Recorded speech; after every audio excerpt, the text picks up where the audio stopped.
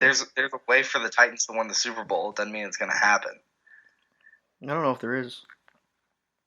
I Not if mean, you're going there through is, Foxborough. but Maybe if everyone had to go through Nashville because like for whatever reason every other city just like kind of like oh we don't allow football anymore. Maybe that's how Tennessee could get it. But yeah, Bills New England next week. I don't have much to say about this game because it was a close game, but it wasn't really that crazy. All the big storylines: Bills are 3-0. They're playing the Patriots next week. Let's get excited.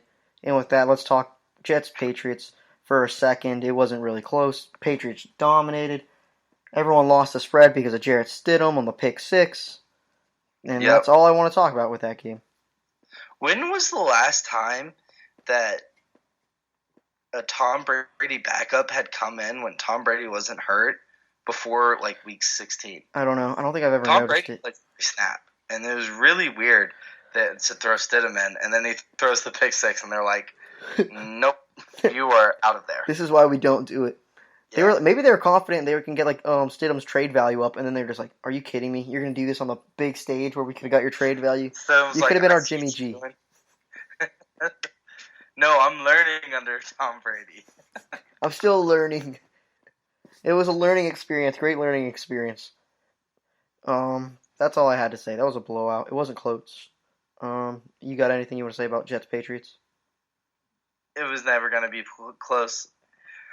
I can't believe it. And the Patriots did it with known distraction. Antonio Brown was done. He was cut by then. Yeah, he was cut by then. Never mind. I do know Edelman is hurt. I don't know if Edelman's going to play on Sunday. I don't really know the extent of that injury yet. Also, Patriots still haven't let in an offensive score. That might be the thing to talk about. I don't know if they're going to let in an offensive score next week either. Wait, they had a defensive score. They haven't let no offensive scored on the Patriots yet. Oh, an offensive touchdown has not been scored on the Patriots yet, and I don't know if that's going to even happen next week. I don't know if the Bills' offense can score a touchdown on them. Yeah, I mean, if they want to win, they're going to have to. That's interesting. I didn't even realize that no one has scored an offensive touchdown against them. I mean, they've only let 17 points up on the season, so it makes sense. The Jets' defense is the best offense against the Patriots so far. That is true. Which is crazy, but whatever. All right, let's do the next one. Atlanta versus Indy. Jacoby Brissett, he was good. He was good. You know what Jacoby Brissett's best asset is? He doesn't get sacked. You can't sack him. And I don't know how he does this, but he stays on his feet. It's incredible. It is incredible to watch. All right. Jacoby Brissett, good. Matt Ryan, another terrible interception. Matt Ryan, I don't know. The arm isn't strong enough anymore, I don't think. I'm starting to get really upset about Matt Ryan. The offensive line doesn't help him out at all. You look at the numbers, it looks like he played well. He had a lot of times where he was just, I don't know, they were just fighting their way back the whole game, just throwing up balls to Julio Jones and Austin Hooper. He's got all these targets. I just don't. Calvin Ridley was like non-existent also. But I don't know. I just don't know what I think about this. I don't think the Falcons are very good right now. Keanu O'Neal, he's done for the year again with that Achilles tear. And then he got penalized for the throwing his helmet after he tore his Achilles. Just stupid. Terrible. Absolutely awful. And that cost the Falcons, I think, a touchdown. It just put him like an easy first and goal. Yeah. It was like second and third. I think they would have scored anyways, but yeah. They could have, yeah, but I mean, it definitely did not help. No.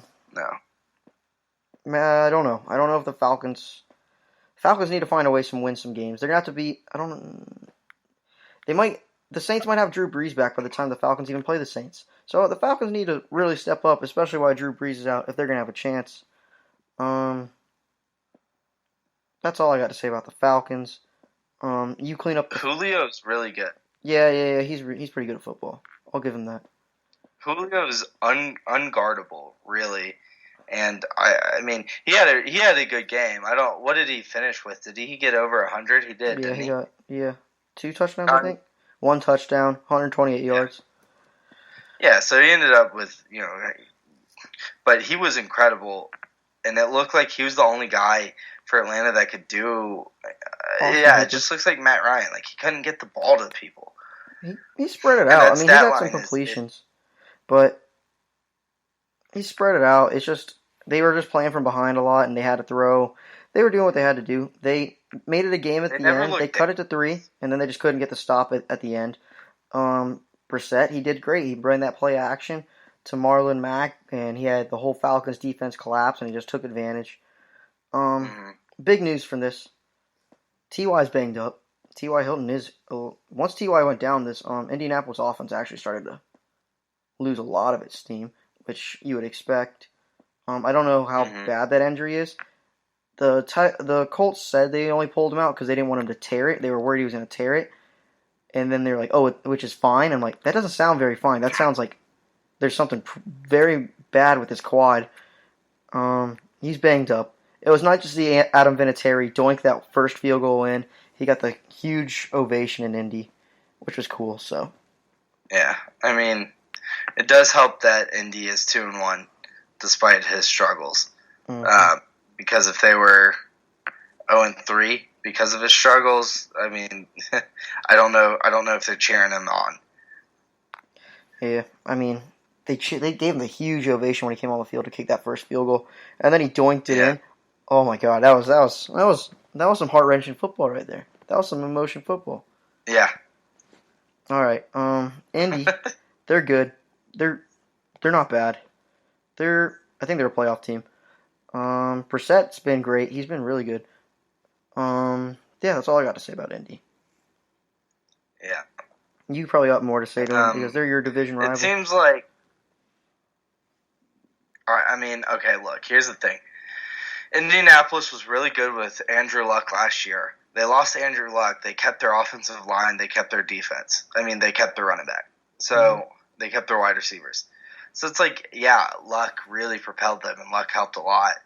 But they just need Jacoby Brissett to be a point guard. They don't need him to win games. They just need him to not lose games.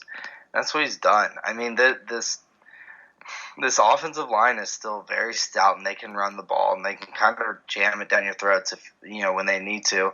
And then it helps that they have Eric Ebron, still is able to be a good fallback for Brissett, and T.Y. Hilton can find spaces, and he's a great route runner, and he's great at finding open spaces to get open, make good plays with. So, yeah, they're a good team. They lost a quarterback, and that's tough, but they kept all their other really good pieces.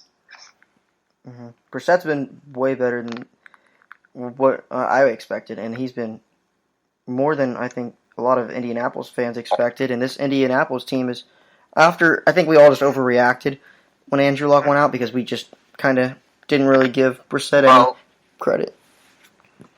I do think Andrew Luck, Vegas took off 2 wins when Andrew Luck retired. I do think Andrew Luck is 2 wins better than Jacoby Brissett. I think he's many more wins better.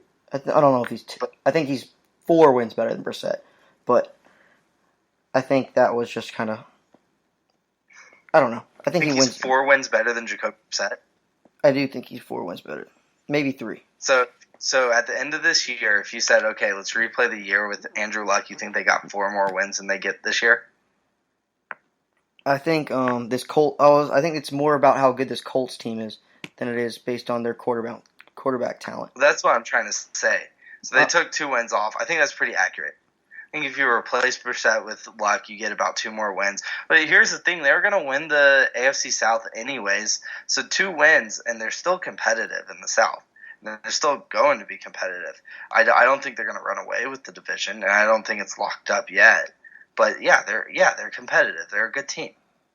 I think the AFC South is still very competitive. Yeah. I think there's a lot of football left to be played in that division. Everyone's been seems very, very neck and neck. And it seems like the Titans might be kind of the seller right now.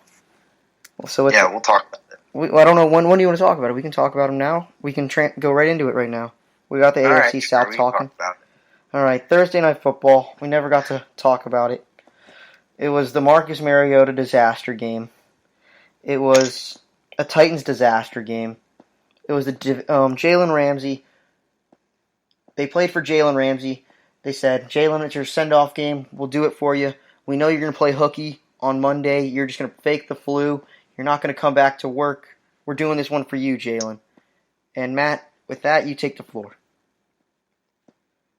Well, coming into this game, we had won the last 4 matchups. It had been, I think, over 1,000 days since the Jags had beat us. And none of those, one of those games was close, and the rest of them weren't even really close. But the difference in this game was, a revolving door at the guard position, and I cannot tell you the amount of times I saw Mariota drop back to pass, see a 1.5-foot gap between the 2 defensive linemen, and try to run through it.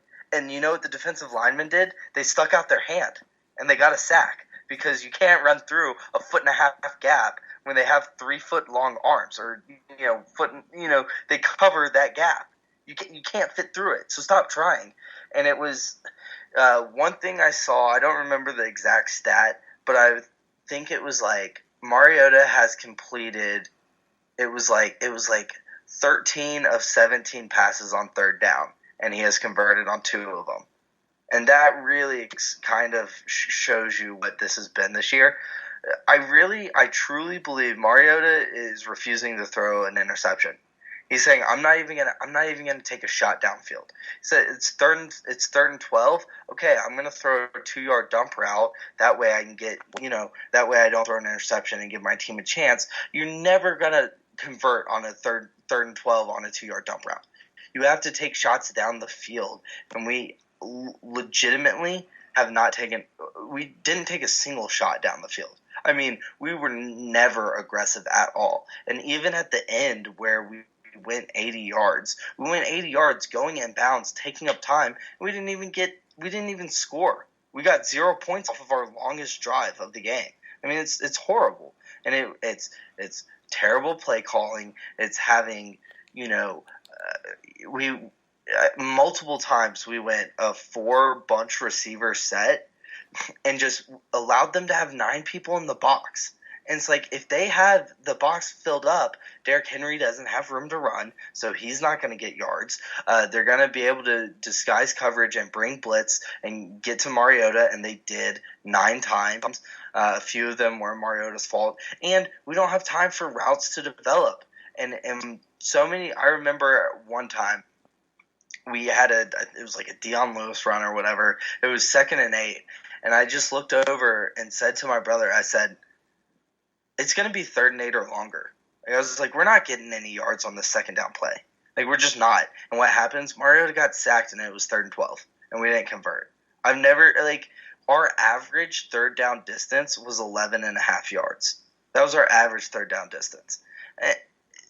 This is the easiest year in recent history to win the AFC South. I mean, really. And you see what are the Texans doing? They're getting offensive linemen.